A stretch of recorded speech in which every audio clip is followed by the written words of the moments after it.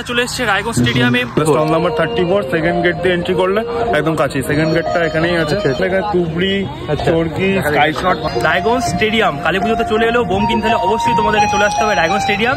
এই দাদার দোকানে পড়তে থেকে আসার সময় একটা বড় সাইজের বাম্বু রোল নিয়ে নিয়েছিলাম। পড়তে থেকে আসার সময় বড় সাইজের একটা বাম্বু রোল খেলাম, সেই স্বাদ মাত্র 20 টাকা দাম বাম্বু রোল। রায়গঞ্জে বোমের মেলা, এই দেখো।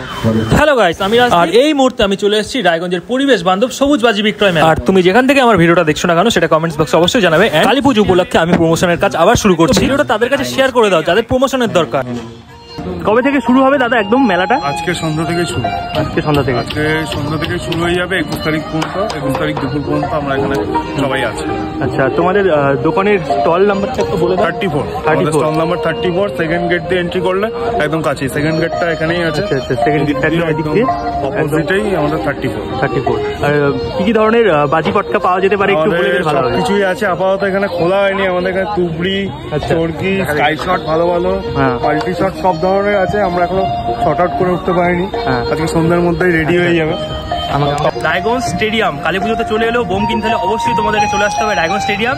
এই দাদার দোকানে গোল্ডেন ক্র্যাকারস 34 নম্বর স্টল, অবশ্যই এসো। সো গাইস, ভিডিওটা তোমরা শেয়ার করে দাও এন্ড ভালো লাগলে লাইক করে দিও। এন্ড এই ধরনের কন্টেন্ট এন্ড ব্লগ এখন থেকে আসতে থাকবে। হাই হাই, এন্ড দেখা হচ্ছে গাইস আমার পরবর্তী ভিডিওতে।